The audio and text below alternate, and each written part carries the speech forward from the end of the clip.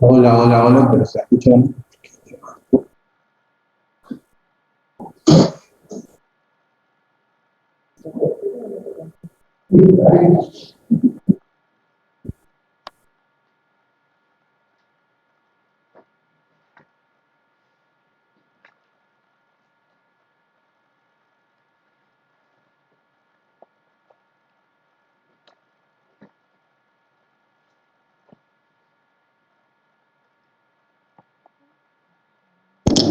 Hola, hola.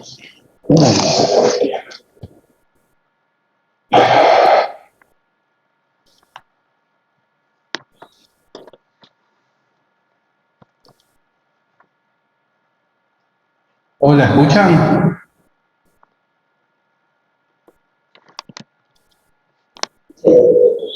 Buenísimo, ahí sigue la profe.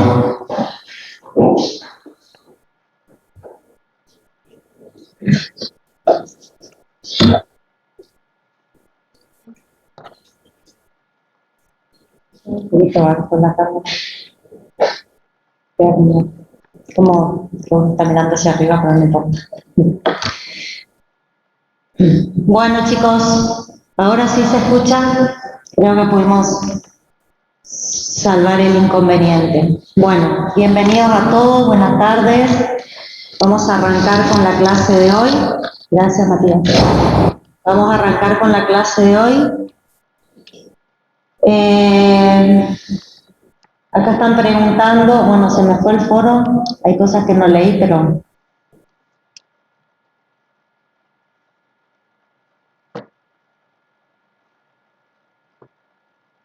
acá me están preguntando si mañana tienen parcialitos. Sí, yo ya les había la semana pasada informado por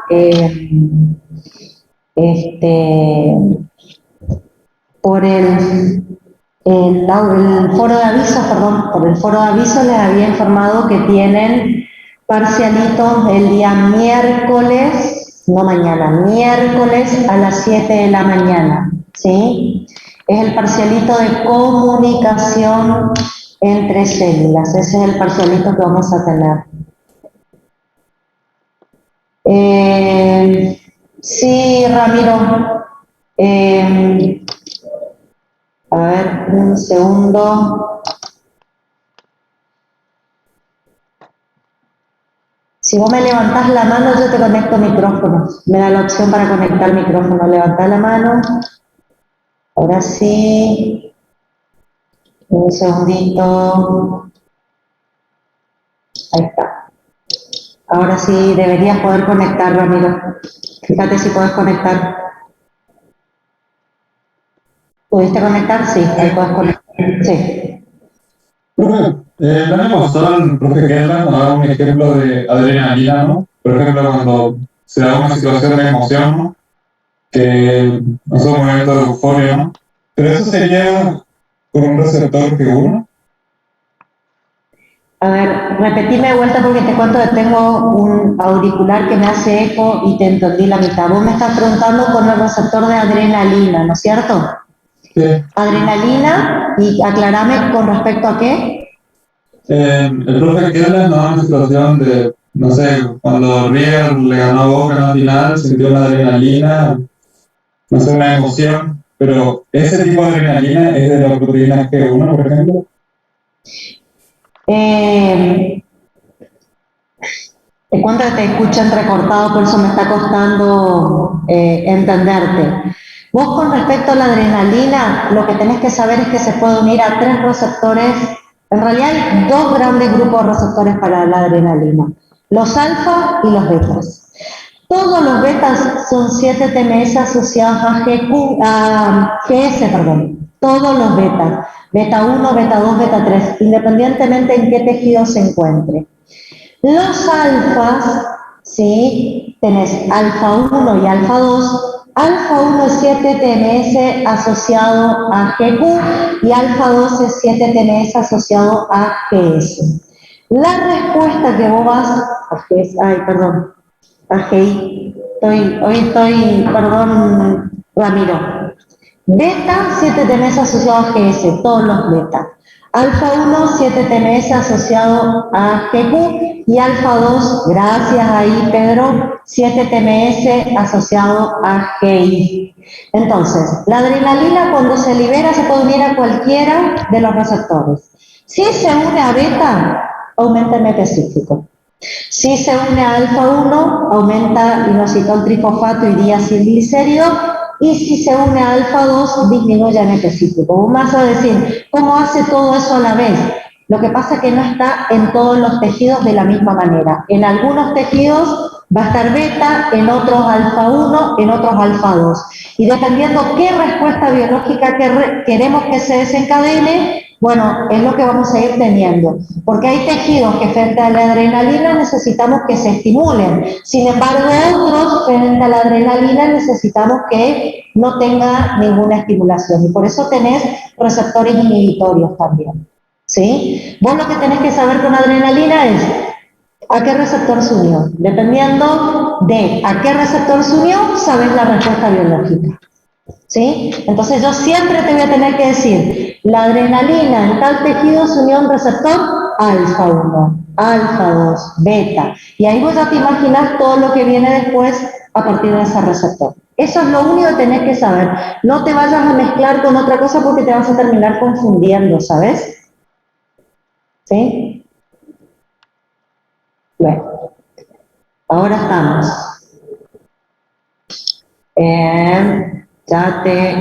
Un segundito, Ramiro, que te tengo que buscar porque te me perdiste en la lista. Un segundo. Un segundo.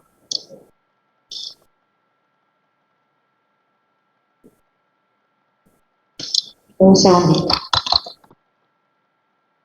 Ahí. Deberías poder activar tu audio, Ramiro, si quieres decirme algo más. Ahí está activado. Sí, yo quería corroborar eso porque para tipo, tener en orden, siempre es el mismo emisor, que sería la suprarrenal, el mensaje sería la adrenalina, y el receptor en caso de que ahí puede ser que sean arterias coronarias, venas, recto gastrointestinal y páncreas. Espera un poquito que se te escucha muy mal.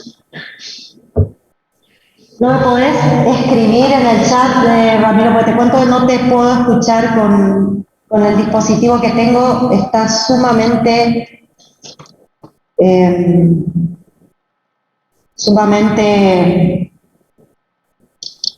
bajo el volumen y no te llego a escuchar. Si me querés escribir en el chat, te contesto.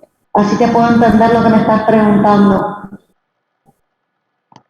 Ah, me dicen que puede ser que tu micrófono también no esté bien porque ellos tampoco te escuchan. Es como que se escucha, sí, no se escucha bien. Hoy les cuento, chicos, hay un problema con el audio en Zoom. Hoy tenemos problemas con el audio en Zoom, así que espero que me puedan escuchar la clase, porque realmente la clase anterior no la pude terminar porque se me cortó el audio y se me cortó y indudablemente, aparentemente es Zoom el problema. Por eso también puede ser que yo no lo esté escuchando bien a Ramiro. Pero por ahí si me escriben por el chat, yo los leo. Acá me pregunta Damián Fontes, las moléculas coactivadoras represoras que se van a unir al extremo carboxilo del terminal o a la bisagra. Te cuento, Damián Fontes, los dos son sitios de unión de coestimuladores o coactivadores o correpresores, pero el sitio más frecuente donde se unen es en el extremo carboxilo terminal. Se pueden unir a la región de bisagra, pero más frecuentemente a la región carboxilo terminal, es donde más se unen. A la pregunta de Damián Fontes, esa sería la respuesta. ¿Sí? Bueno, no sé si alguien me quiere escribir otra cosa por el chat antes de empezar la clase de hoy, algo que crean que tenemos que discutirla.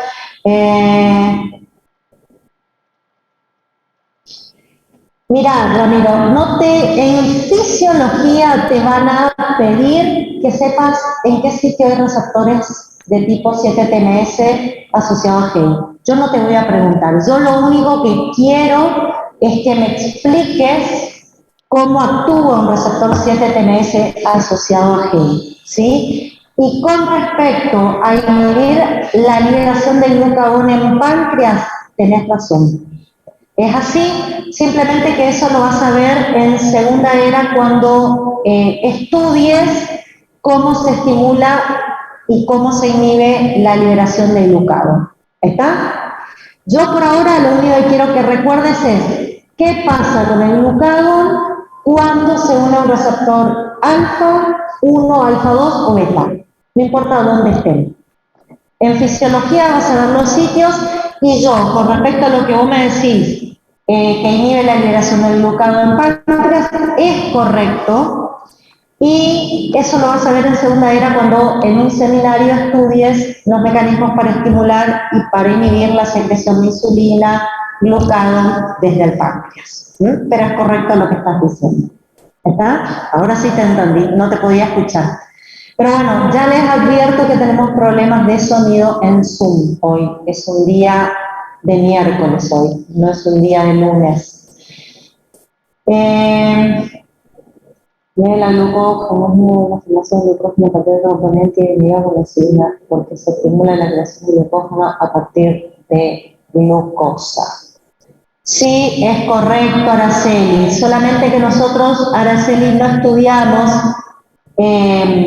A ver, la FOX, al estar inhibida, inhibe, porque no puede actuar como factor de transcripción, las enzimas de la gluconeogénesis. Por eso cuando hay insulina no tenemos gluconeogénesis, ¿sí? Y la estimulación de la síntesis de glucógeno, ojo, Araceli, que me estás confundiendo, gluconeogénesis con glucogenogénesis, que son dos cosas diferentes, ¿sí? Con digamos, actuar sobre el FOX, inhibís la transcripción de genes para las enzimas gluconeogénicas, eso es correcto en presencia de insulina, y en presencia de insulina vos inactivás la glucógeno sintetasa quinasa, que es la que te inhibiría la glucogenogénesis. Como esa glucógeno sintetasa quinasa está inactiva, es que podés sintetizar glucógeno. Creo que ahí estás confundiendo algunas cuestiones.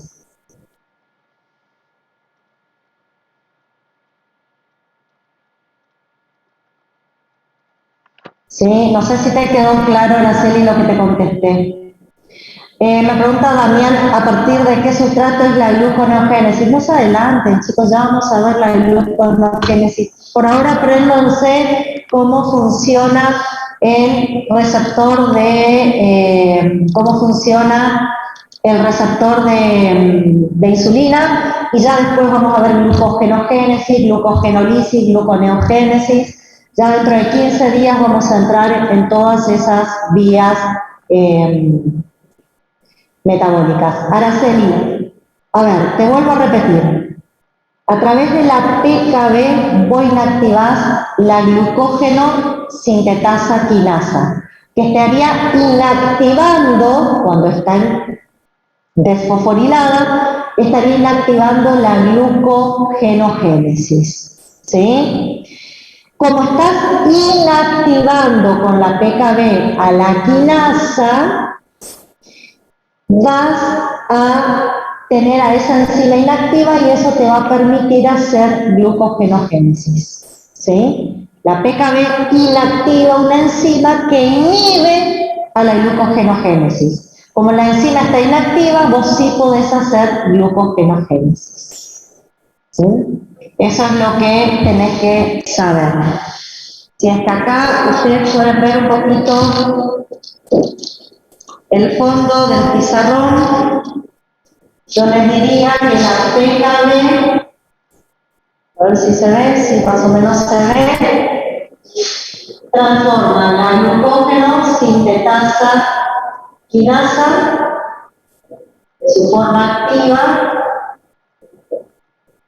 que está desfosforilada, a la glucógeno sintetasa quinasa inactiva, cuando está fosforilada. Esta activa inhibe la glucogenogénesis. Y al estar inactiva se estimula la glucogenogénesis.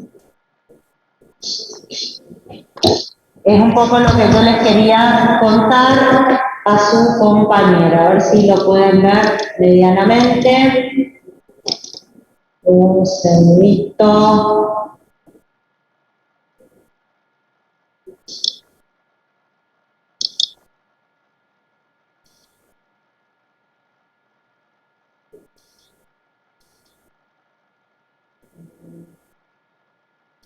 Bueno, con eso, ustedes podrían ver por qué en el caso de la glucógeno sintetasa quinasa cuando está inactiva, por la PKB se observa lo que yo les acabo de decir.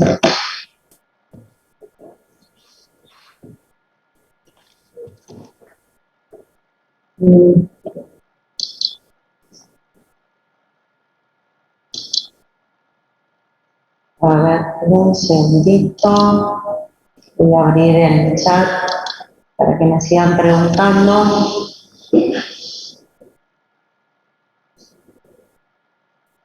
Bien.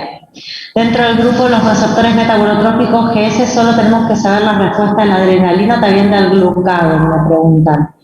Recuerden que la respuesta de la adrenalina y del glucagón es exactamente la misma, chicos, porque ustedes tienen el mismo mecanismo. ¿Qué haría la adrenalina unida a receptores beta o qué haría el glucagón? Aumenta el MP cíclico, estimula la proteína quinasa A, la proteína quinasa A fosforila proteínas canales, fosforila enzimas regulándolas covalentemente, fosforila la proteína CREB, que es un factor de transcripción, ¿está? Entonces, de ese modo pueden ver que digan adrenalina o digan glucagón, en realidad es lo mismo, ¿está? Las chaperonas involucradas, a ver, un segundito que se me fue para arriba el chat. Las chaperonas involucradas en...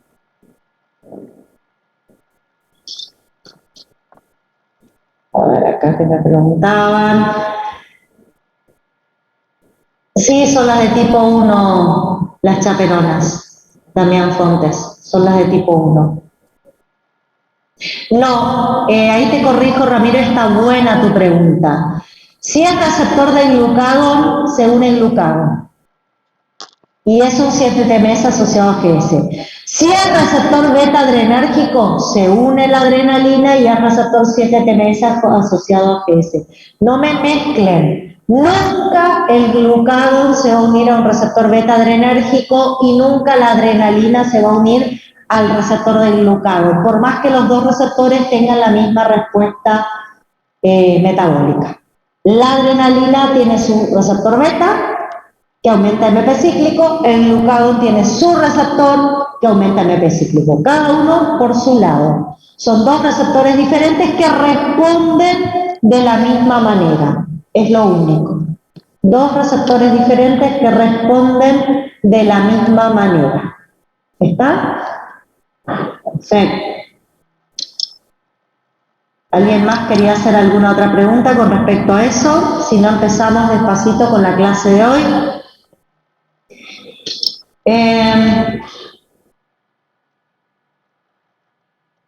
Generalmente, Rubín da Costa Melo, pueden ser degradadas pueden ser marcadas por ubiquitinas y degradadas en proteosomas citoplasmáticos cuando dejan de funcionar.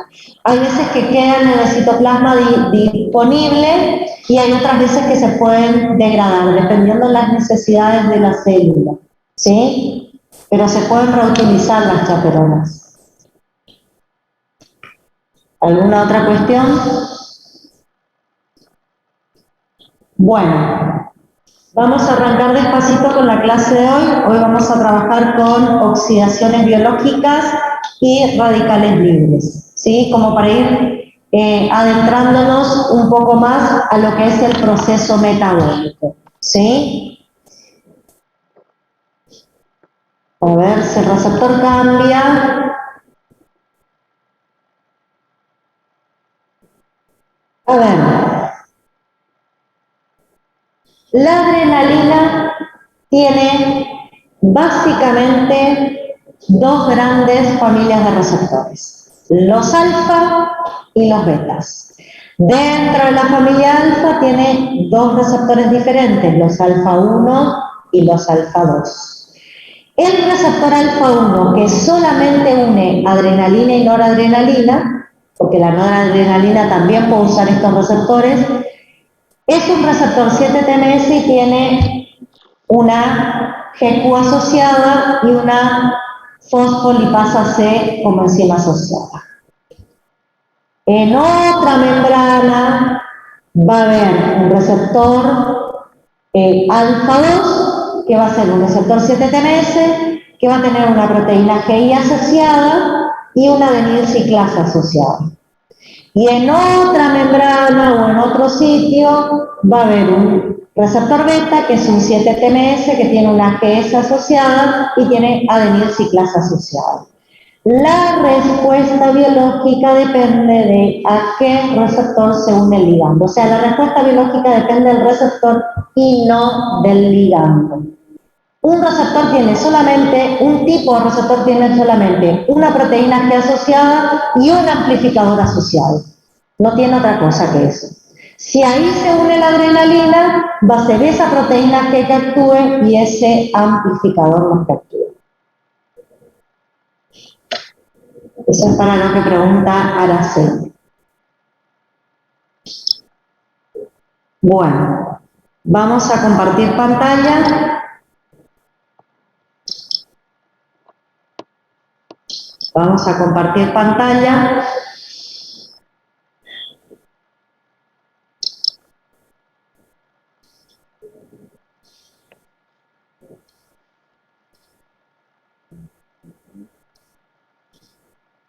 Un segundito.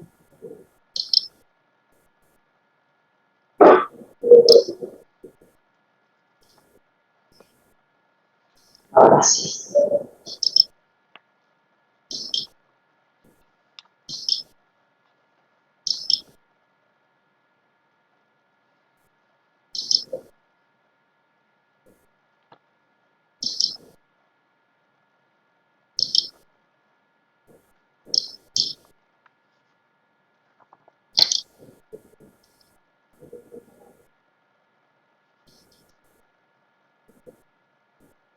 Un segundito, chicos. Voy a dejar de compartir pantalla. Bueno.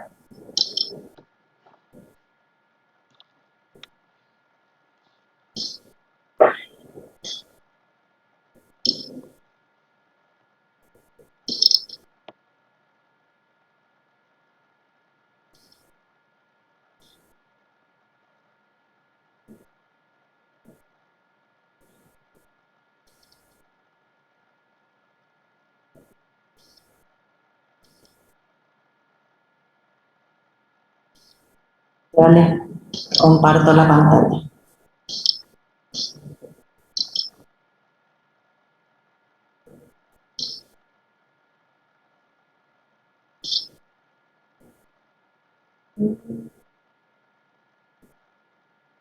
No, no me están viendo el PowerPoint. Un segundo, chicos.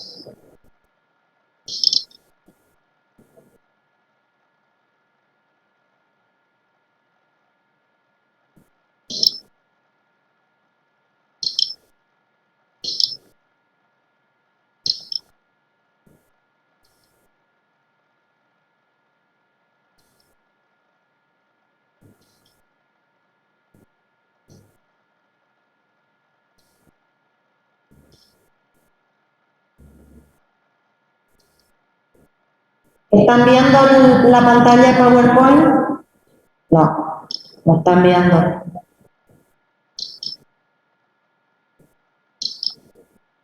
Voy a ver si vuelvo a compartir y ahí me toma.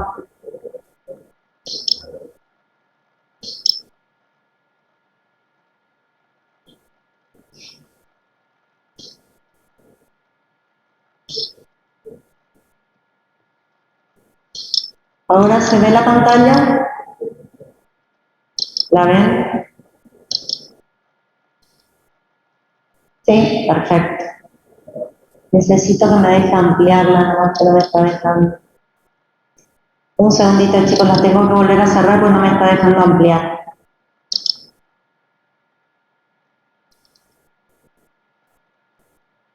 Bien, vamos a ver si ahora me deja ampliar.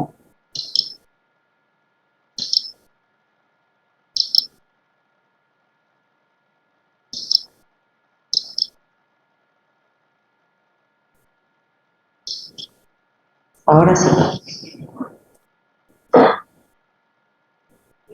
Bien, ahora sí se ve ampliada la pantalla. Deberían, sí, pero está perfecto, gracias, chicos. Está lento hoy internet, realmente está un poquito complejo el tema. Bueno, les dije, nosotros vamos a hablar sobre oxidaciones biológicas y de radicales libres, ¿sí? Lo primero que quiero explicar antes de empezar con la primera imagen es,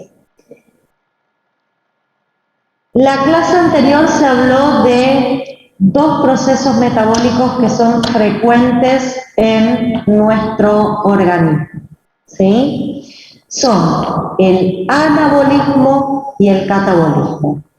Una cosa que les dije hacia el final de la clase, de la segunda clase de la semana pasada, es que el anabolismo es un proceso metabólico que se acompaña de procesos reductivos, ya vamos a ver qué significa un proceso reductivo, y que el catabolismo es un proceso metabólico que se acompaña de reacciones químicas oxidativas.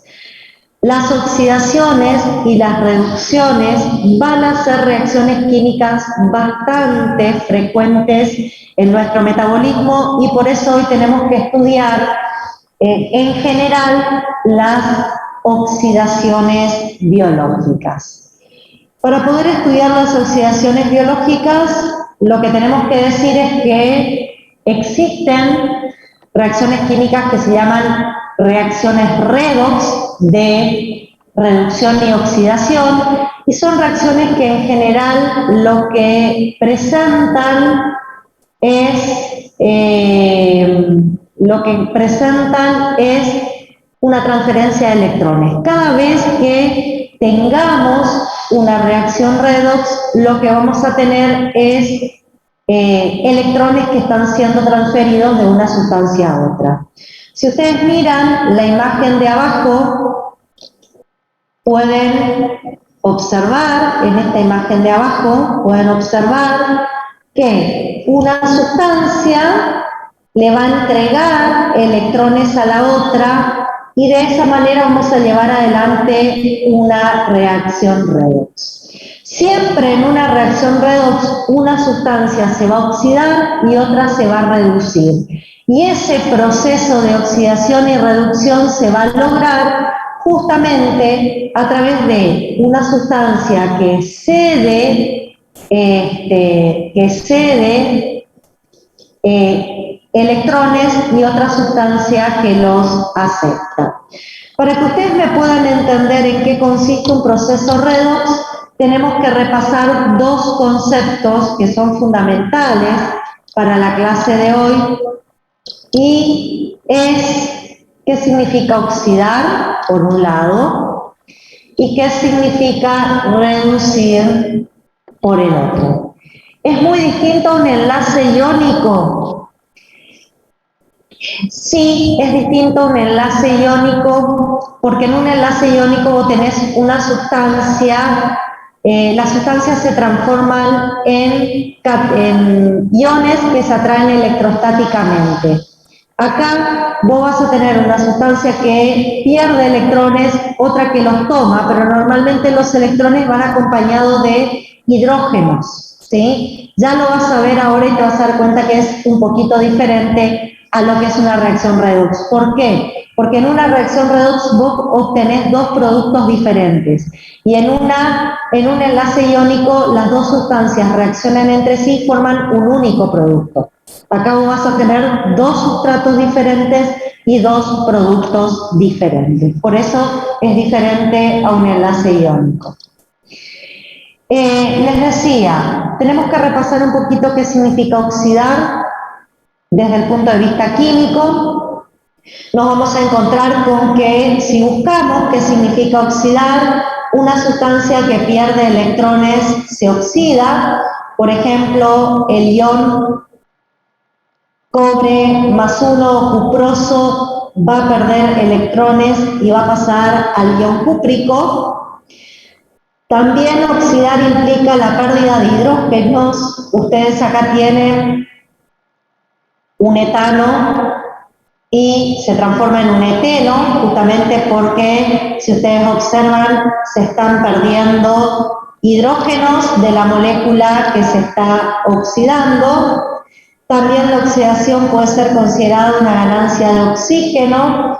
Podemos pasar del hierro ferroso a hierro férrico, y si ustedes observan, acá tienen un solo oxígeno y al oxidarse se incorporan más oxígenos como otra forma de visualizar una oxidación. Y lo otro que podemos decir es que cuando aumenta la valencia de un elemento, el elemento se oxida. Normalmente los procesos de oxidación se acompañan de procesos de reducción. Reducir es justamente lo opuesto a oxidar. Cuando una sustancia se reduce, gana electrones. Cuando una sustancia se reduce, gana hidrógenos, pierde oxígeno o disminuye la valencia. Y lo que yo le decía al compañero, que es diferente la reacción redox a la de formación de un enlace iónico, porque tenemos una sustancia A que tiene electrones e hidrógenos en su estructura molecular.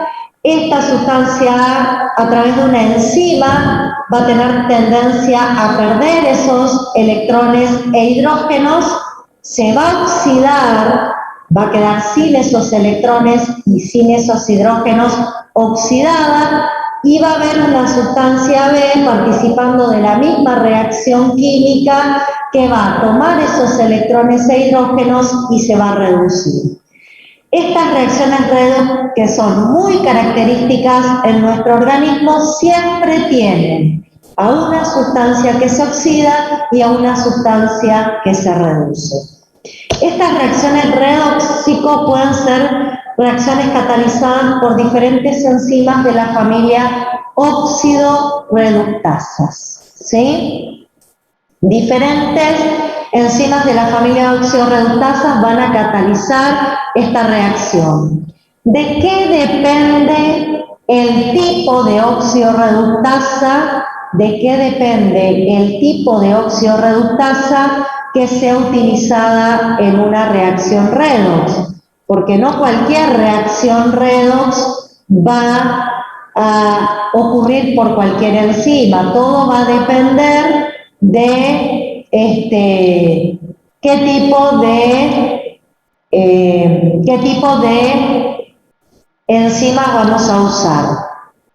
Un segundito que voy a ver el chat.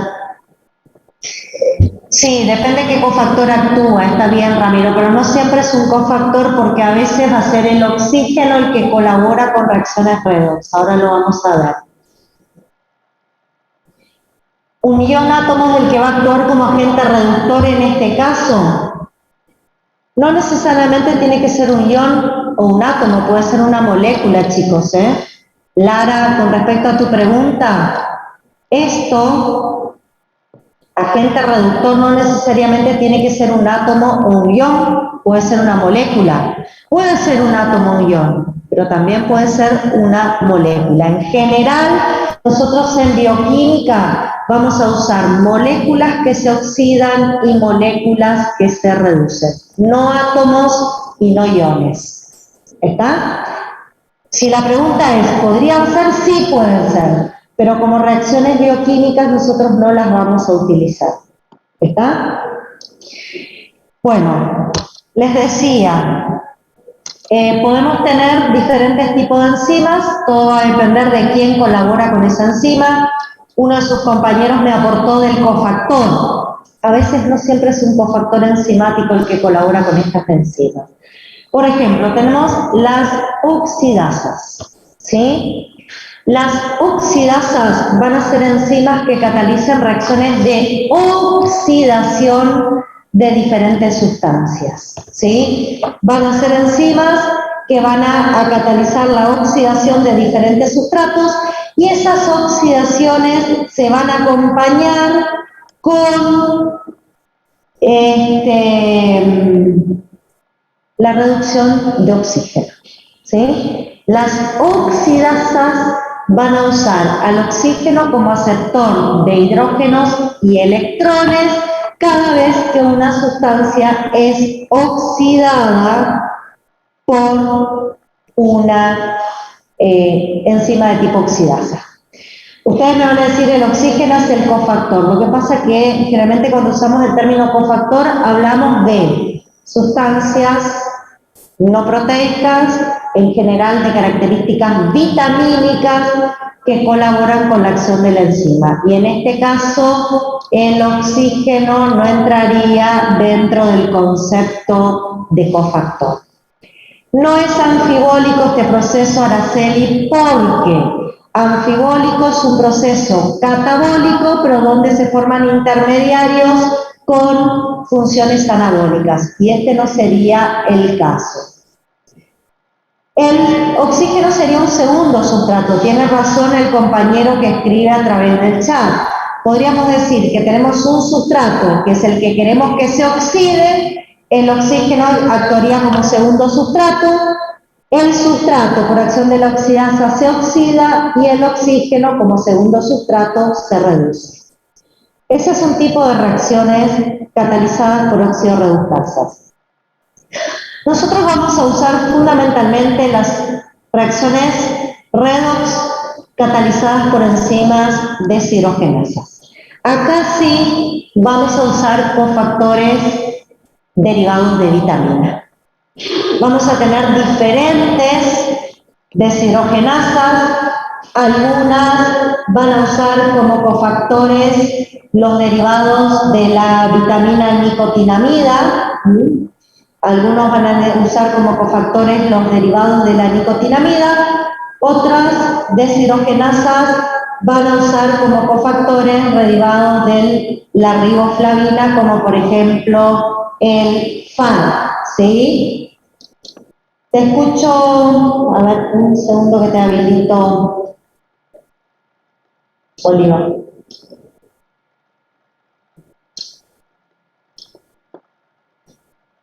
Un segundito.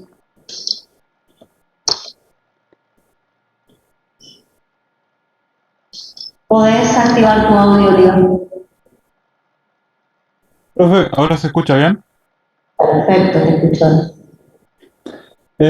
Disculpe, recién se me cortó el audio, pero vio que yo le pregunté que el oxígeno puede ocupar el papel de sustrato, ¿no?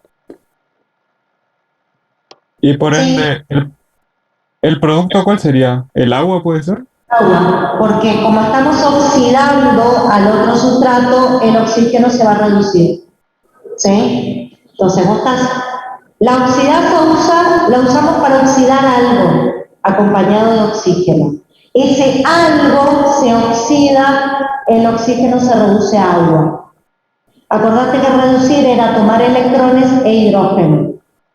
Entonces, si el oxígeno toma electrones e hidrógeno, se transforma en una molécula de agua. ¿Está? Dale, perfecto. Bueno, Ahora sí anduvo tu audio, se te escuchó bien esta vez, hoy se te escuchaba muy mal. Bueno, les decía, nosotros vamos a usar deshidrogenasas fundamentalmente. Hay muchos tipos de deshidrogenasas, chicos. Algunas van a usar NAT o NAT-fosfato, otras van a usar FAT o flavín-mononucleótido. Ahora vamos a hablar un poquito de esas enzimas. También dentro de este grupo tenemos enzimas de la familia hidroperoxidasas, ¿sí? Las sustancias de la familia hidroperoxidasas son enzimas que lo que hacen es actuar en reacciones redox usando el peróxido de hidrógeno, ¿sí? En general van a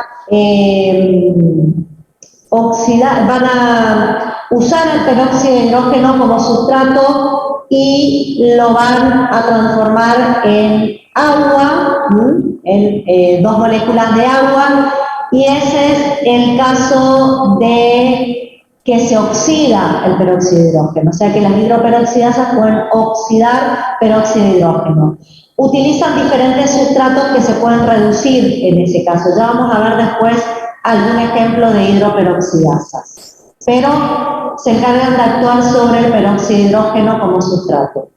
Y después tenemos las oxigenasas, donde las oxigenasas lo que hacen es poder actuar sobre diferentes sustratos que se van a oxidar con la incorporación de oxígeno. Acuérdense, yo dije oxidar es perder electrones, perder hidrógeno o ganar oxígeno. Las oxigenasas oxidan sustancias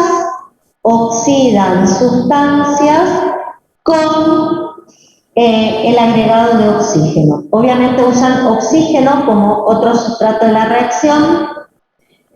La sustancia se oxida incorporando oxígeno y el oxígeno se reduce formando agua. ¿Está? Esa es la acción de las oxigenasas. Repito, nosotros vamos a usar deshidrogenasas y para las deshidrogenasas vamos a necesitar cofactores derivados de vitamina. En general vamos a usar coenzimas hidrosolubles para las deshidrogenasas, pero no van a ser las únicas sustancias que participen en transferencias de electrones. Nosotros vamos a tener diferentes situaciones donde vamos a estudiar la transferencia de electrones por reacciones redox, ya no siempre usando deshidrogenasas, como por ejemplo podemos estudiar a la ubiquinona en la cadena respiratoria participando de la transferencia de electrones, o a proteínas ferrosulforadas y a citocromos participando de la transferencia de electrones, donde los electrones van a ser transferidos por potencial redox y no catalizados directamente por una enzima. Pero sobre esto, sobre cadena respiratoria, voy a hablar la semana que viene. Hoy quiero que entendamos un poquito cómo vamos a transferir electrones en reacciones redox usando cofactores derivados de vitamina. Vamos a suponer que tenemos una enzima de tipo deshidrogenasa y esta enzima va a catalizar la oxidación de una determinada sustancia. Fíjense, la sustancia que se oxida pierde electrones e hidrógenos, ¿sí? Y va a estar acompañado de un cofactor vitamínico que se va a reducir. ¿Está? Les quiero hacer alguna aclaración con respecto a esto que está acá. Necesito un poquito de paciencia porque tengo que poner algo. Esto, chicos, esto se va a desprender como un protón, un hidrógeno que perdió un electrón y está en forma de catión, y un hidrógeno que tomó el electrón del hidrógeno vecino y que está en forma de anión. Este hidrógeno no tiene electrones y este hidrógeno tiene los dos electrones que se están perdiendo. ¿Está? Se pierden dos hidrógenos, uno le saca el electrón al otro, uno de ellos queda en forma de catión y el otro queda en forma de anión con dos electrones. Ahí tienen los dos hidrógenos y los dos electrones que se pierden de la sustancia que se está oxidando. ¿Está? Esto va a ser tomado por el cofactor que se reduce. ¿Sí? Va a ser tomado por el cofactor que se reduce. Quiero que vean algo. Este es el NAD o el NAD fosfato. Y quiero que vean que es un cofactor que tiene carga eléctrica positiva. Por lo tanto, a este hidrógeno que está en forma de catión, no lo va a traer, lo va a repeler a este hidrógeno. Y con el único hidrógeno que se va a unir es con este que tiene los dos electrones. Acá vamos a incorporar el hidrógeno con los dos electrones que traía y de esa manera se va a modificar la molécula de mi cofactor. Incorporó un hidrógeno con dos electrones dentro del hidrógeno. Un hidrógeno en forma de anión. Y este otro hidrógeno que no tiene electrones va a quedar libre, no se va a unir al cofactor. Por lo tanto, ustedes van a ver que tanto el NAD como el NAD fosfato solo toman uno de los hidrógenos liberados con los dos electrones y el otro hidrógeno que ya no tiene electrones queda en forma de catión liberado al medio de la reacción. Siempre que sean cofactores derivados de la nicotinamida, este va a ser el tipo de reacción que vamos a tener para esos cofactores. Si vamos a los cofactores derivados de la riboflavina, los cofactores derivados de la riboflavina también van a participar de reacciones redox, también van a ser capaces de reaccionar con protones e hidrogeniones en forma de hidruros, ¿sí? En forma de hidruros, con la diferencia que acá se van a tomar los dos.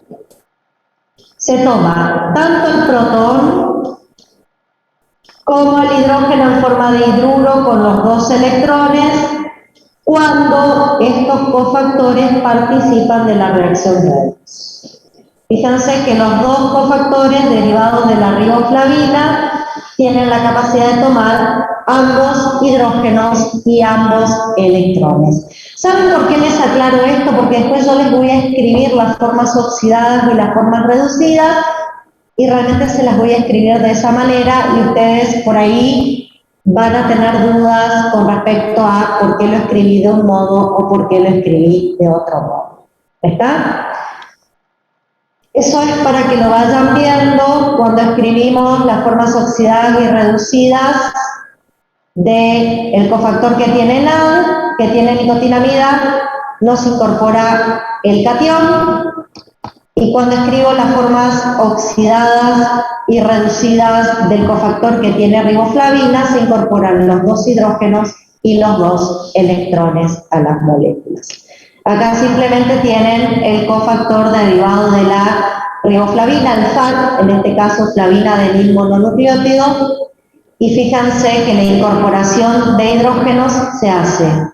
Uno se incorpora en este punto y el otro hidrógeno, acá tienen la incorporación de uno de los hidrógenos a la estructura y la incorporación del otro hidrógeno está acá.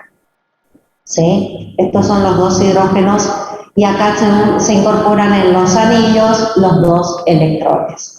Para hablar de cofactores oxidados y de cofactores reducidos.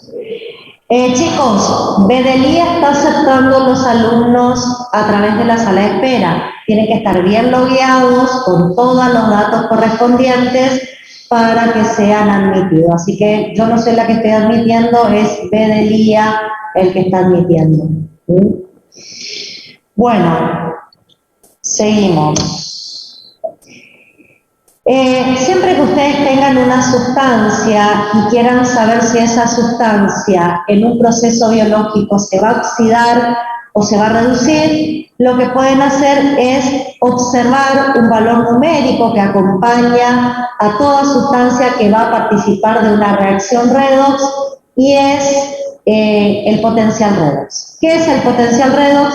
Es un número que puede tener un signo positivo o un signo negativo y lo que a ustedes le va a decir ese número es si una sustancia tiene tendencia a oxidarse o tiene tendencia a reducirse. Ustedes me van a preguntar ¿para qué me sirve? Para que cuando veamos a partir de la semana que viene reacciones biológicas podamos saber si la sustancia que tengo en esa reacción biológica se va a oxidar o se va a reducir. Pero recuerden una cosa, no puede ocurrir una oxidación si algo no se reduce y no puede ocurrir una reducción si algo no se oxida. Eso lo tienen que tener en claro. Si el potencial redox tiene un signo negativo, como les pasa acá, acá tienen un potencial redox con un signo negativo, ¿está? Si tienen un signo negativo, la sustancia tiene tendencia a oxidarse y si tiene el potencial redox un signo positivo, la sustancia tiende a reducirse. ¿Cómo sería esta reacción entonces? Yo partiría acá del NAD en su forma reducida, ténganme paciencia que no es fácil con el mouse, del NAD en su forma reducida y el NAD en su forma reducida pasaría al NAD oxidado, ¿sí? Y el que acompañaría esta oxidación del NAD sería el otro par redox que está implicado ahí en ese par que yo les acabo de decir, que sería el agua, ¿sí? El agua que se va a reducir, perdón, les puse mal, disculpen. El agua se reduce, entonces pasamos, el oxígeno se reduce, quise decir. Acá tendríamos, porque este potencial positivo me dice que tiene tendencia a reducirse, así que partiríamos de oxígeno, que tomaría los electrones y protones del NAD y ahora sí se transformaría en agua. Entonces, ahí tiene la armada la reacción redox. ¿Cómo yo supe quién se iba a oxidar y quién se iba a reducir? Lo supe mirando los potenciales redox. Para eso nos sirven los potenciales redox. Bien, antes de entrar en radicales libres, repasemos. Nosotros en los procesos biológicos vamos a estudiar reacciones redox.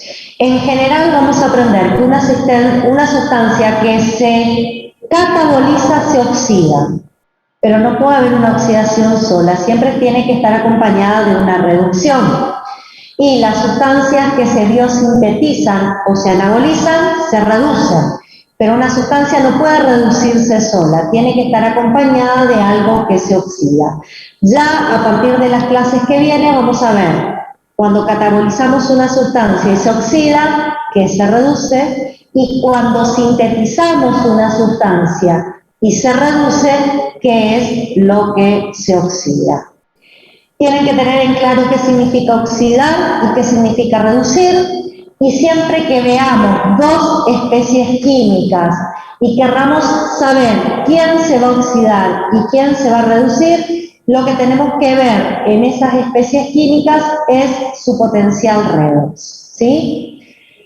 Normalmente, cuando catabolizamos nutrientes, los nutrientes se oxidan y el cofactor NAD y FAD se reducen. Cuando biosintetizamos sustancias y la sustancia que estoy sintetizando se reduce, es el NAD-fosfato reducido el que va a acompañar oxidándose. Eso lo vamos a ir viendo en las clases posteriores. Por hoy, simplemente me interesa que entendamos qué significa oxidar y qué significa reducir. En ese contexto de entender qué significa oxidar y qué significa reducir, vamos a hablar un poco de radicales libres, porque se asocian a procesos redox. ¿Qué son radicales libres? Los radicales libres, chicos, son especies químicas que se pueden formar en nuestro organismo, pueden ser átomos, pueden ser moléculas, ¿sí? Y la característica de los radicales libres es la de ser sustancias que de algún modo se han quedado con un electrón desapareado. Son sustancias que en el último orbital se quedan con un solo electrón. Ya vamos a ver de qué manera puede ocurrir esta acción de que se queden con un solo electrón, y la característica es que ese electrón está desapareado. ¿Qué particularidad tienen los radicales libres? Tienen la particularidad de que son sustancias reactivas, no están cómodos en la forma en que se encuentran, no les gusta estar con el electrón desapareado, por lo tanto constantemente están tratando de robar el electrón que les falta de otra biomolécula cercana. O sea, son sustancias reactivas porque constantemente están tratando de extraer el electrón que les falta de cualquier otra biomolécula cercana a ellos. Son inespecíficos, ¿por qué? Porque no tienen especificidad, podríamos decir, por un tipo de biomolécula en particular a quien sustraerle esos electrones. Pueden sustraerle electrones a ácidos nucleicos, a proteínas, a lípidos, y el inconveniente que nos causan es que cuando le sustraen electrones a nuestras biomoléculas, para ellos volver a ser especies químicas normales y dejar de ser radicales libres, nuestras biomoléculas empiezan a tener inconvenientes porque alteramos su estructura molecular. Eso ya lo voy a explicar con detalle en alguna próxima transparencia. Bueno, si queremos ver cómo se forman radicales libres, ¿cómo se pueden formar? Se pueden formar por la ruptura homolítica de un enlace covalente. Si ustedes observan acá, yo tengo una molécula química donde X e Y están compartiendo un par de electrones, y esos electrones que están siendo compartidos es a través de un enlace covalente. Si yo fuera capaz de romper acá y dejar a cada una de las sustancias o especies químicas con solamente uno de los electrones del enlace covalente, lo que podría formar son dos sustancias con electrones desapareados. Esta es una manera en cómo se pueden formar radicales libres en nuestro cuerpo, y es generalmente la forma en que las radiaciones al actuar sobre biomoléculas de nuestro cuerpo rompen enlaces covalentes y generan dos radicales libres a partir de la ruptura del enlace covalente. También podría formar un radical libre cuando tomo una molécula neutra de mi organismo y le extraigo un electrón. Si ese electrón está en el último orbital y está formando un par, al sacarlo me queda un electrón desapareado.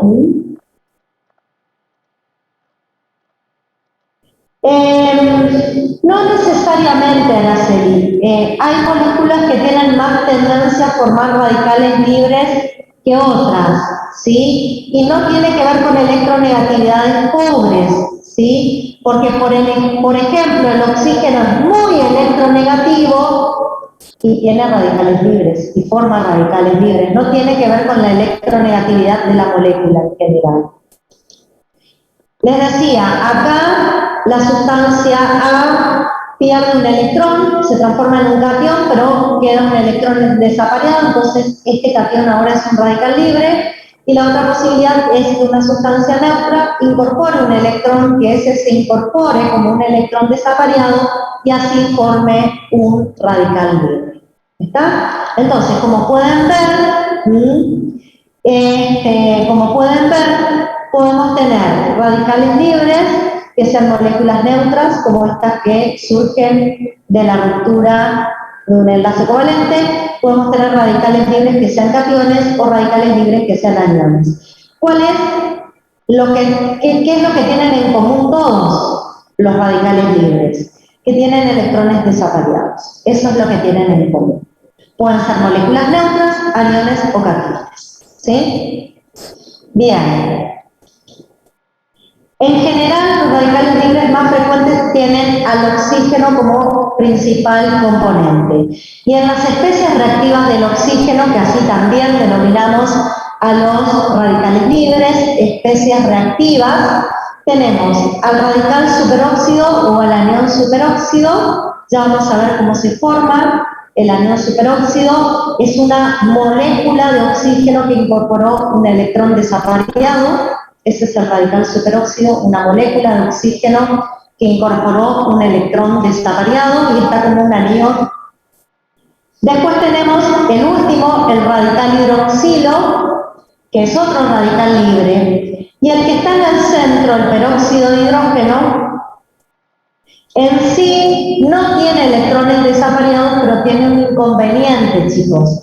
Es muy reactivo y puede reaccionar con metales. Ahora le voy a mostrar la reacción que suele tener con metales, y debido a que es una sustancia muy reactiva, cada vez que está presente en nuestro organismo, nosotros lo vamos a considerar un radical libre. ¿Sí?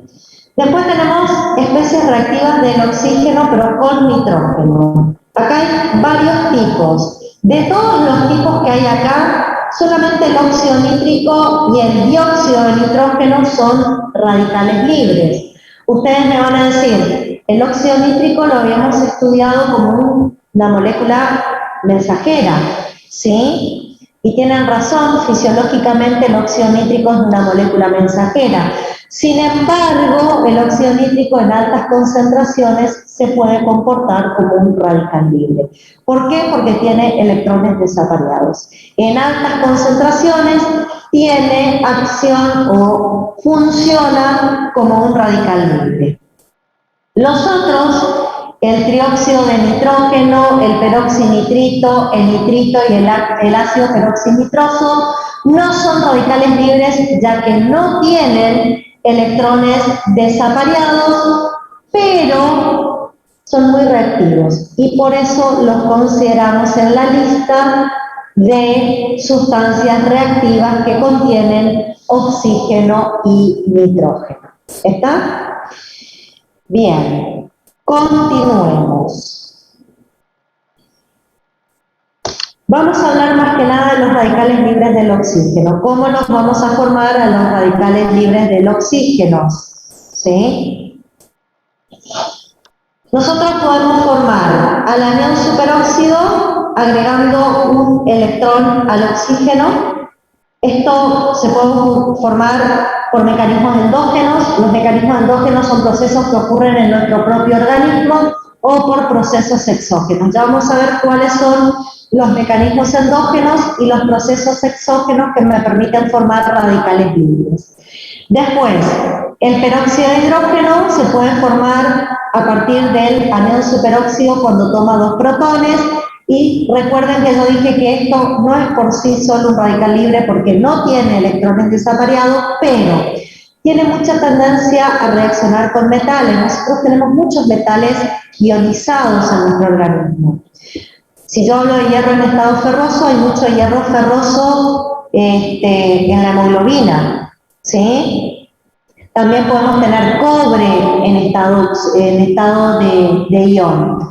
Bueno, ¿qué puede hacer el peróxido de hidrógeno? Actuar sobre esos metales, oxidar esos metales, ¿sí? Y de esa manera obtener el otro radical libre del oxígeno, que es el radical hidróxido. Entonces, en general, estas tres sustancias las vamos a considerar radicales libres del oxígeno, ¿sí? Se van a formar en nuestro organismo por mecanismos endógenos. El principal mecanismo endógeno que forma radicales libres en nuestro cuerpo es la cadena respiratoria o cadena de transportes de electrones, ¿sí? También hay una enzima que cuando funciona puede incorporar, puede generar radicales libres, y es la enzima xantina oxidasa. La vamos a estudiar cuando veamos el metabolismo de nucleótidos. Vamos a ver por qué la xantina oxidasa puede formar radicales libres. También en los procesos inflamatorios, cuando aparecen los macrófagos y los neutrófilos, ¿sí? Formamos radicales libres. La cadena de transporte de electrones mitocondriales, que es la que va a formar radicales libres. La cadena respiratoria, ¿sí? Así se llama esa cadena de transporte de electrones. Lo vamos a ver la próxima semana. La pregunta que me están haciendo ahí. Les decía, los macrófagos y los neutrófilos, que aumentan en cantidades en procesos inflamatorios, también forman radicales libres, y la autooxidación enzimática de ubiquinona, catecolaminas y tioles puede ser otro mecanismo endógeno para formar radicales libres. Pero no tenemos solamente mecanismo endógeno, tenemos algunos exógenos, y acá aparecen las radiaciones ultravioletas, los rayos X, los rayos gamma y algunos fármacos que se suelen consumir en determinadas patologías, como por ejemplo en el paludismo. Los fármacos que se usan para combatir el paludismo son fármacos que aumentan la producción de radicales libres. Con esto, ¿qué quiero decir, chicos? En nuestro cuerpo, siempre por distintos mecanismos endógenos o exógenos, en nuestro cuerpo siempre se están formando radicales libres. No sé qué me preguntó Arnaldi. A ver, ¿cuál fue tu pregunta?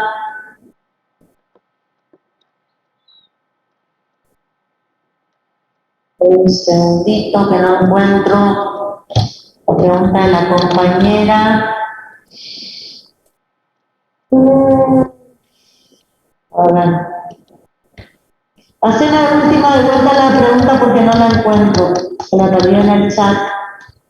Tu pregunta, si me la haces de vuelta, te podría responder. ¿Sí? Natalia, si me haces de vuelta la pregunta, te la podría responder porque se me perdió en todo el chat y no la encuentro. Les decía, por lo que ustedes pueden observar, podemos formar radicales libres de diferentes maneras, y con lo que ustedes ven ahí estamos formando todo el tiempo radicales libres. ¿Cuál es el problema? Que, como dije, los radicales libres van a tratar de recuperar el electrón que perdieron y lo van a sacar de cualquier biomolécula. Y ese es el problema para nosotros. Ya vamos a ver qué puede pasar cuando sacan electrones de fosfolípidos, qué pasa cuando sacamos electrones de ácidos nucleicos, ¿sí? ¿Cómo hace nuestro cuerpo para eliminar los radicales libres que se formaron? Justamente para que no empiecen a extraer electrones de cualquier biomolécula. ¿Sí? ¿Cómo eliminamos radicales libres? ¿Sí?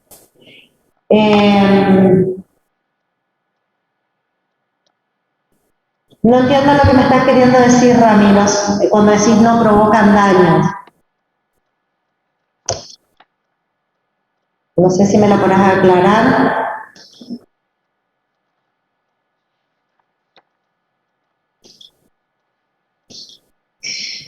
Bueno. Yo dije que para eliminar radicales libres, para que no provoquen daño, necesitamos mecanismos. Como quieras, ¿querés conectar micrófono? Conectar micrófono, está por vos. Levanta tu mano y yo te conecto micrófono.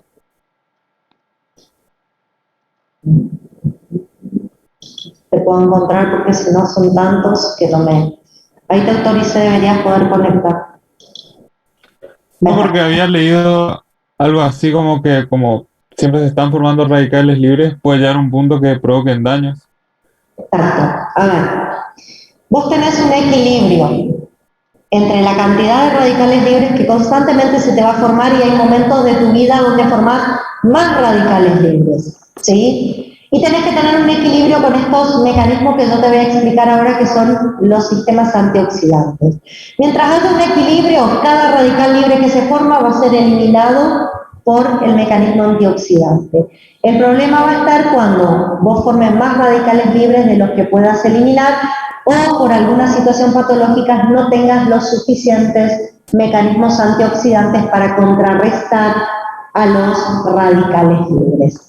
Ese es el problema que surge y ahí provocan daño, ¿sí? Se llama estrés oxidativo esa situación, cuando vos no podés eliminar por alguna causa todos los radicales libres que se formaron, ya sea porque está formando radicales libres en demasiada cantidad o porque no tenés suficientes mecanismos antioxidantes.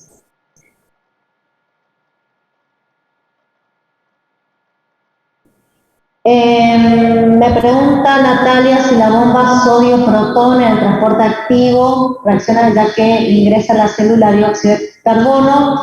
Lo que pasa es que ahí tenés una anhidrasa carbónica, Natalia. La anhidrasa carbónica te va a generar primero ácido carbónico, eso es una condensación, y después el ácido carbónico se va a descomponer en bicarbonato y protones, pero no es una reacción redox. La anhidrasa carbónica no es una enzima redox, ¿sí?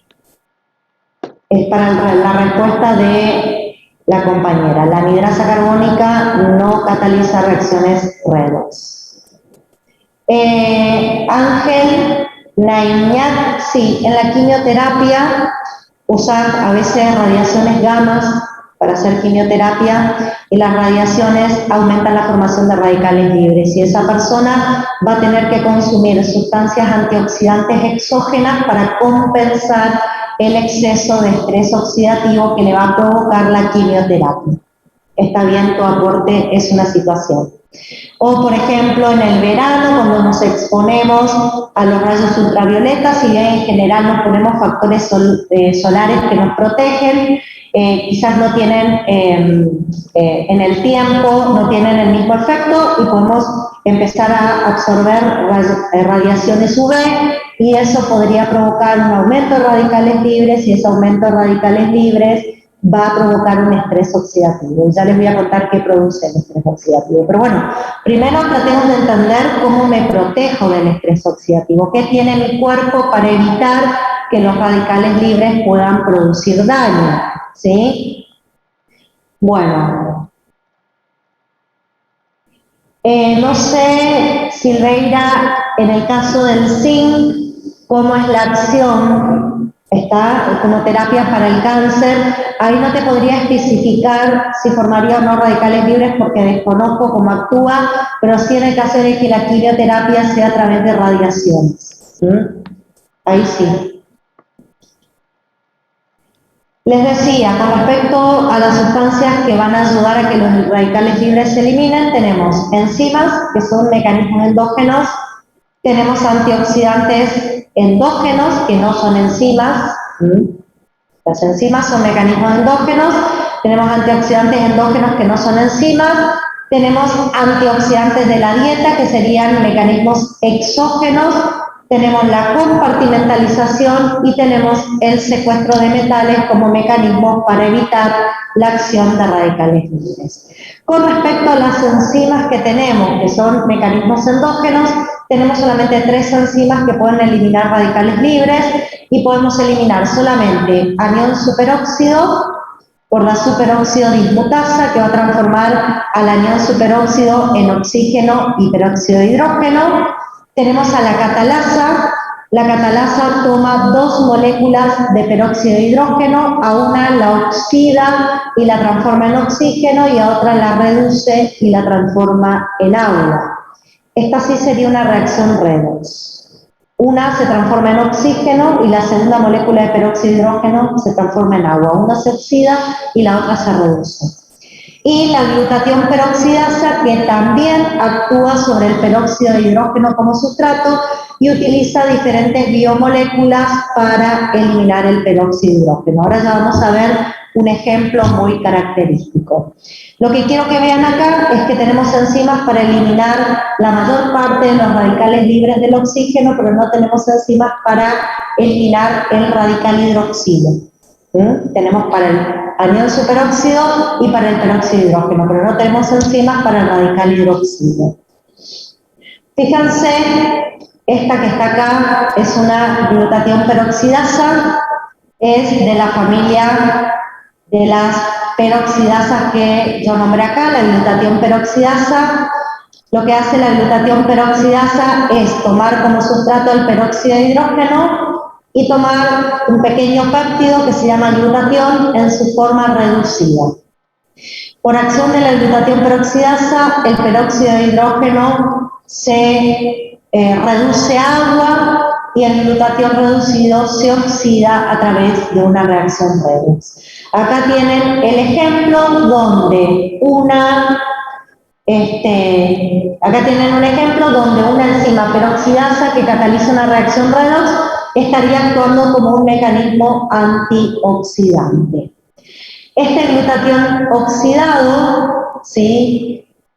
Para regenerarse y volver a ser reducido y estar en condiciones de seguir participando de este mecanismo antioxidante, va a requerir de otra enzima que es una glutatión reductasa, que es una enzima de la familia de las deshidrogenasas que va a usar NAD-fosfato reducido. Entonces el glutatión oxidado se va a volver a reducir por esta reductasa y el NAD-fosfato reducido se va a oxidar para reincorporar el glutatión en las condiciones que nosotros los necesitamos como mecanismo antioxidante.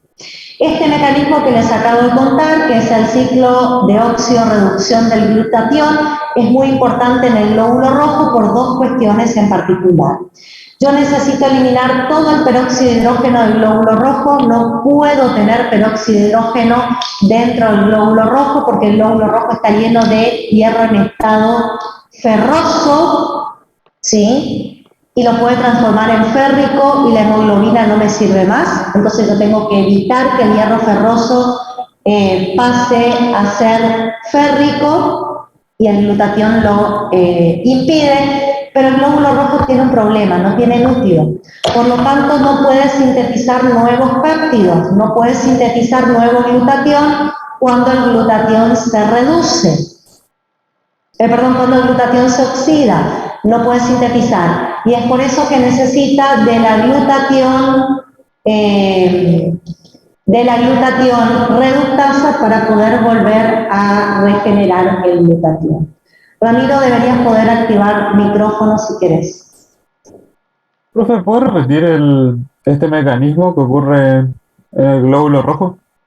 Por favor. El glutatión reducido va a reaccionar con el peróxido de hidrógeno con una glutatión peroxidasa, es una reacción redox. El peróxido de hidrógeno se reduce a agua y el glutatión reducido se oxida. Como el glóbulo rojo no puede sintetizar nuevo glutatión reducido porque no tiene núcleo, va a necesitar de una glutatión reductasa, que es una deshidrogenasa. Entonces, por otra nueva reacción redox, vamos a volver a reducir al glutatión y como algo se reduce, que es el glutatión, el NAD-fosfato reducido se oxida. ¿Está? Esa es la reacción. Y con respecto a la pregunta de Rocha Gaspar, ¿qué podría aumentar la cantidad de radicales libres? una inflamación crónica puede aumentar la cantidad de radicales libres. Sacarnos placas de rayos X de manera muy seguida puede aumentar la cantidad de radicales libres. Exponerlos, por ejemplo, a rayos ultravioleta sin tener protección frente a los rayos ultravioleta podría aumentar la formación de radicales libres. En general nosotros siempre formamos algo, pero hay situaciones que exacerban. Por ejemplo, lo vamos a estudiar en segunda era. Cuando se forma una isquemia en un tejido y lo reperfundimos, el aumento de la presión de oxígeno en un tejido que estaba en isquemia también aumenta la formación de radicales libres. ¿Sí? Sí, ya hay un apunte en el aula para ir leyendo todo esto. Ya hay un apunte. Bueno, estos son los mecanismos que les dije que son enzimas endógenas. No solo tenemos enzimas endógenas, tenemos sustancias endógenas como el ácido úrico que se forman por catabolismo de nucleótidos, ¿sí? Va a funcionar como radicales libres, como mecanismo antioxidante, perdón, sobre todo en vías aéreas, aportando electrones desde su molécula al radical libre que lo tenemos que transformar en una molécula neutra, ¿sí? Me preguntan si los mecanismos antioxidantes solo dependen de la nutrición o tiene que haber algún factor patógeno que cause eso. Todos tenemos mecanismos antioxidantes. Algunos están dentro de nuestro propio organismo funcionando constantemente y otros los incorporamos con la dieta. Que usemos o no estos mecanismos antioxidantes depende de cuántos radicales libres tengamos formados. Cuanto más radicales libres se forman, más mecanismos antioxidantes tenemos. La única manera de aumentar nuestros mecanismos antioxidantes es la incorporación con la dieta, porque los que son constitutivos, son endógenos, están en cierta cantidad y no los puedo incrementar. La única manera que yo tengo para incrementar mecanismos antioxidantes es incrementar los que provienen de la dieta. Y ya vamos a hablar de eso. Como otro mecanismo antioxidante endógeno tenemos la melatonina, que es una neurohormona y también puede ceder electrones a los radicales libres y de esa manera transformar un radical libre en una molécula no reactiva. El glutatión, hoy vieron cómo el glutatión hace un minuto aportaba electrones e hidrógenos para que, acá el glutatión aportaba electrones hidrógenos para que el peróxido de hidrógeno se transforme en agua y así eliminábamos un radical libre. Y con los antioxidantes de la dieta son generalmente terpenos, lípidos, son lípidos que tienen muchos dobles enlaces en su molécula. Esos dobles enlaces son electrones almacenados en la molécula y lo que hacen estas vitaminas es romper sus dobles enlaces, liberar electrones y de esa manera aportarle los electrones que los radicales libres estarían necesitando. Uno de los antioxidantes más importantes que tenemos es la vitamina E, que es importante porque al ser liposoluble puede actuar en membranas celulares. La vitamina C no actúa sobre radicales libres, sino lo que hace es regenerar la vitamina E cuando ésta degrada su estructura molecular para entregarle electrones a los radicales libres y volverlos moléculas neutras. Y antioxidantes también son los carotenoides, precursores de la vitamina A, que van a romper dobles enlaces, van a liberar electrones y así van a estabilizar radicales libres, y también los flavonoides, que tienen anillos aromáticos donde hay dobles enlaces conjugados y que se pueden liberar esos electrones para estabilizar moléculas de radicales libres. Acá me pregunta si un edema es ejemplo de radical libre. No, un edema es acúmulo de agua, chicos, no es ejemplo de radical libre. ¿Cómo más podemos generar un mecanismo antioxidante con la compartimentalización? Yo les dije a ustedes que la cadena de transporte de electrones, la cadena respiratoria dentro de la mitocondria es uno de los sitios más frecuentes donde formamos radicales libres, y lo que tiene de particularidad la mitocondria es que está rodeada por dos membranas celulares y normalmente esas membranas impiden la salida de los radicales libres al citoplasma. De esta manera, lo que aseguramos es que los radicales libres queden secuestrados adentro de la mitocondria y dentro de la mitocondria sean de alguna manera eliminados por mecanismos antioxidantes y no puedan actuar sobre otras biomoléculas de mi cuerpo, como por ejemplo los ácidos nucleicos, ¿sí? Del núcleo, ¿está? Después tenemos el secuestro de metales. Recuerden que los metales, si están libres, pueden ser utilizados por el peróxido de hidrógeno y de esa manera se puede formar un radical libre muy peligroso que es el radical hidroxilo.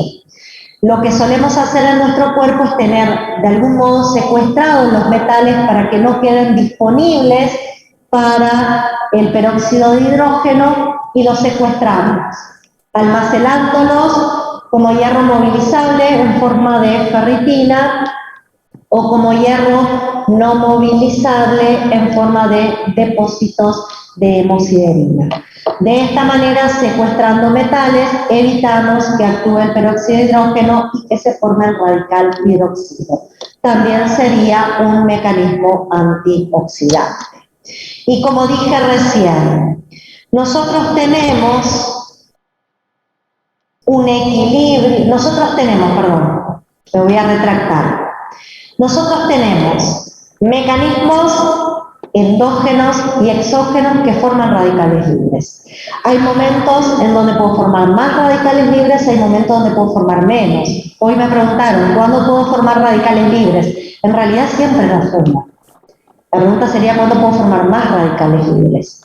En procesos inflamatorios crónicos, en exposición a radiaciones, ¿sí? En reperfusiones de tejidos que están en isquemia. Ahí puedo formar más radicales libres de lo que normalmente mi cuerpo los forma. ¿Cómo elimino radicales libres? Por mecanismos antioxidantes. Mientras haya iguales cantidades de radicales libres y estos sean eliminados porque tengo iguales cantidades de mecanismos antioxidantes, no nos ocurre nada. Estamos perfectos. El problema está cuando aumenta la producción de radicales libres o disminuyan mis mecanismos antioxidantes. En esa situación entramos en algo que se llama estrés oxidativo y los radicales libres tienen la capacidad de poder empezar a sacar electrones de cualquier tipo de biomolécula de mi cuerpo. ¿De dónde normalmente extraen electrones? Pueden extraer electrones de fosfolípidos de membrana, y en ese caso hablo de una lipoperoxidación de fosfolípidos. Esto puede alterar la permeabilidad de la membrana. En el caso de que sean fosfolípidos presentes en lipoproteínas, ya vamos a ver más adelante, digamos, en el caso de los fosfolípidos presentes en lipoproteínas, se pueden oxidar lipoproteínas, donde no solo podemos afectar fosfolípidos, sino que también podemos oxidar, porque extraemos electrones, las proteínas que forman las lipoproteínas. Podemos modificar bases nitrogenadas del ADN, fundamentalmente bases púricas son las que se van a modificar porque van a sustraer electrones de sus moléculas los radicales libres. ¿Eso qué puede provocar? Puede provocar mutaciones en nuestro ADN, puede provocar carcinogénesis, puede provocar pérdida de la expresión de genes, ¿sí? Y una cosa en particular, chicos, si el ADN modificado es el ADN mitocondrial, podemos tener algo que se denomina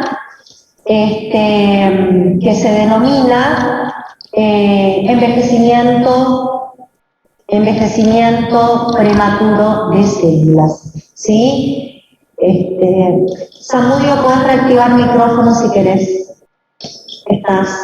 Profe, una pregunta, por eso no es recomendable que las mujeres embarazadas se hagan radiografías porque podría modificar el ADN del embrión. Del embrión. Exactamente. Por eso. Les decía, si se modifica el ADN mitocondrial hay envejecimiento celular. De por sí, chicos, nosotros como organismo vivo envejecemos a causa de los radicales libres. Pero si tenemos un estrés oxidativo y esto afecta el ADN mitocondrial con mayor intensidad, nuestro envejecimiento es superior. Por eso generalmente las personas que tienen enfermedades inflamatorias crónicas tienen un envejecimiento de su cuerpo. Esto es importante que lo tengan presente. ¿Y por qué deberíamos evitar el estrés oxidativo y deberíamos evitar el envejecimiento celular? ¿Por qué deberíamos evitar que los radicales libres afecten el ADN mitocondrial? Porque podrían afectar a las neuronas, chicos, y hacer envejecer a las neuronas. Y si las neuronas envejecen, podrían aparecer enfermedades como el Parkinson o el Alzheimer, que son patologías muy asociadas a estrés oxidativo. ¿Está? ¿Qué otra cosa pueden producir los radicales libres? Pueden oxidar aminoácidos en proteínas, diferentes aminoácidos, y lo que van a provocar es que las proteínas pierdan funcionalidad. Si esa proteína era una enzima, la enzima deja de funcionar. Si esa proteína era una hormona mensajera, deja de transmitir un mensaje. ¿Sí? Fíjense las consecuencias que tiene el utilizar el tener un estrés oxidativo a causa de los radicales libres. Acá me dicen qué alimentos se pueden consumir para tener mecanismos antioxidantes. Hoy en día justamente las dietas buscan incrementar nuestro mecanismo antioxidante. Por ejemplo, las semillas, la chía es muy rica en vitamina E. Las nueces, los frutos secos son muy ricos en vitamina E, los cítricos en vitamina C, ¿está? Las frutas y verduras de color suelen tener mucha vitamina A, como la zanahoria, el tomate. Bueno, el consumo de frutas y verduras frescas incrementa, y de semillas incrementa nuestro nivel antioxidante.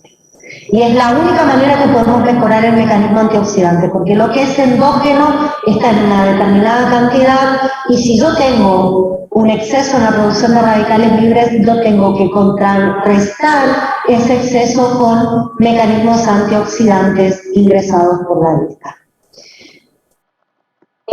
Aumento de radicales libres, en realidad yo mencioné 3 situaciones, no son las únicas. Exposición a radiaciones de diferentes tipos, procesos inflamatorios crónicos y repercusión de un tejido en isquemia.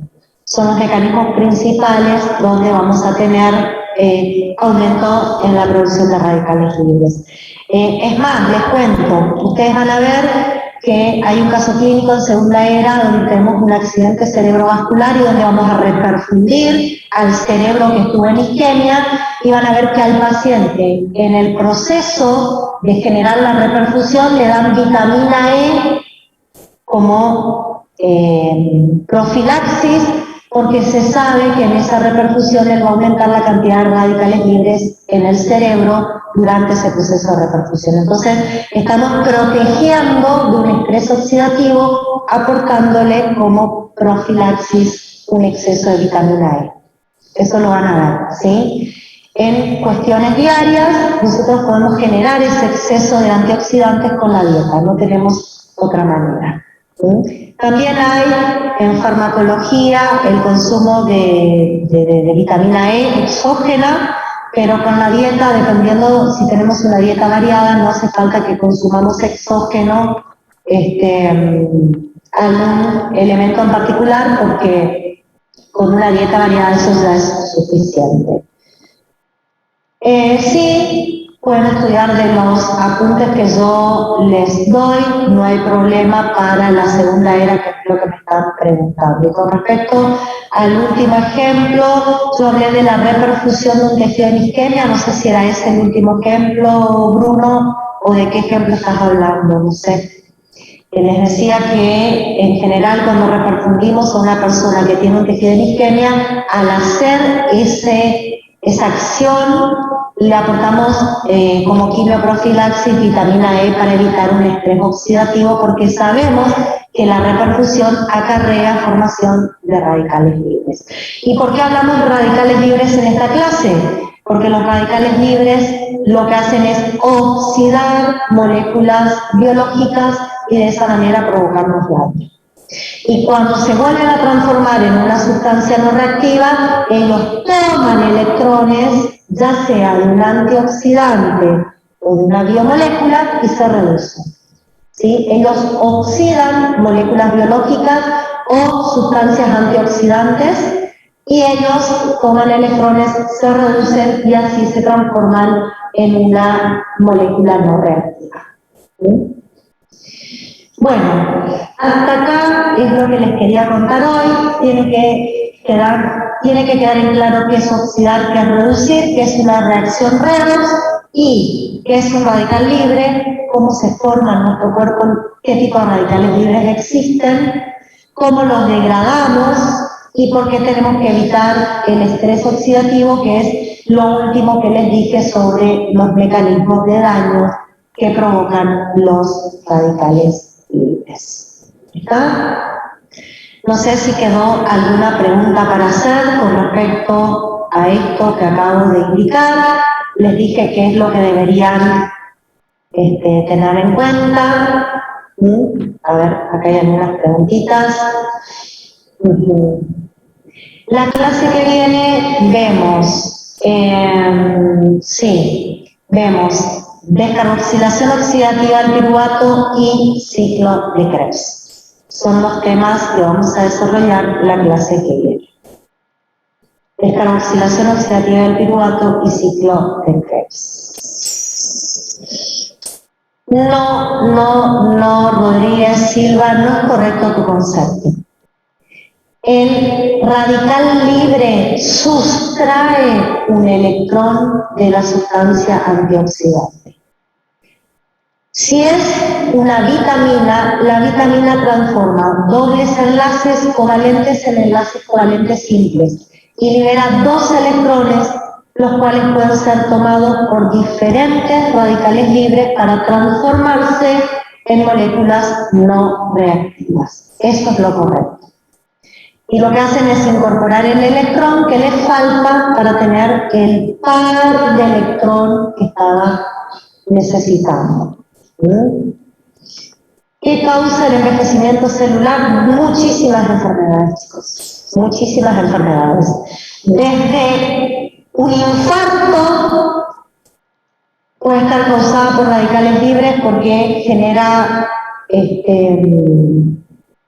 lipoproteínas alteradas, pero si hablo específicamente por envejecimiento celular, hay muchísimas enfermedades que se pueden producir por envejecimiento celular. Yo hablé del Parkinson y la enfermedad de Alzheimer, ¿sí? Porque hablé del envejecimiento de las neuronas, pero hay muchísimas enfermedades que aparecen por envejecimiento celular a causa de los radicales libres. Son una de las sustancias que más patologías causan en nuestro organismo cuando estamos en estrés oxidativo. A la larga, fundamentalmente, causan patologías, ¿sí? Quizás no lo vemos a corto plazo el efecto del radical libre, lo vamos a ver a largo plazo. ¿Está? Bien. ¿Alguna otra pregunta? Bueno, el material lo tienen en el aula. Hasta acá, hasta este tema, yo ya les subí la semana pasada el material. El PowerPoint está subido, así que tienen todo como para volver a ver los conceptos. Y si no queda ninguna otra pregunta, se nos está terminando el tiempo.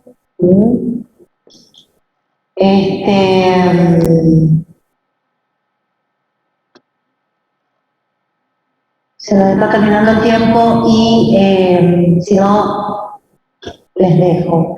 Me están preguntando sobre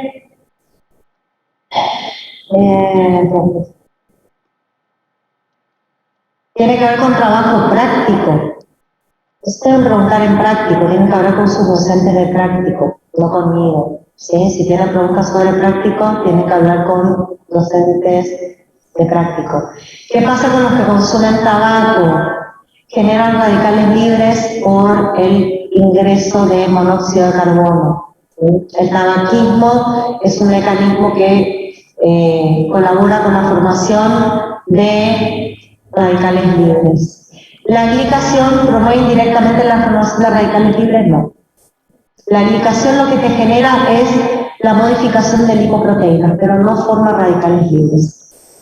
No, eso no es correcto, Rodríguez.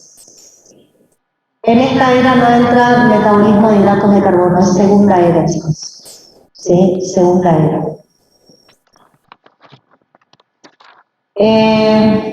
No creo que sean 20 preguntas, chicos. Mañana y miércoles.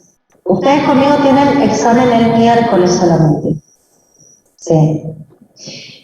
No creo que sean 20 preguntas, porque no les doy tampoco mucho tiempo, así que 10, 12 preguntas más que eso no les voy a dar.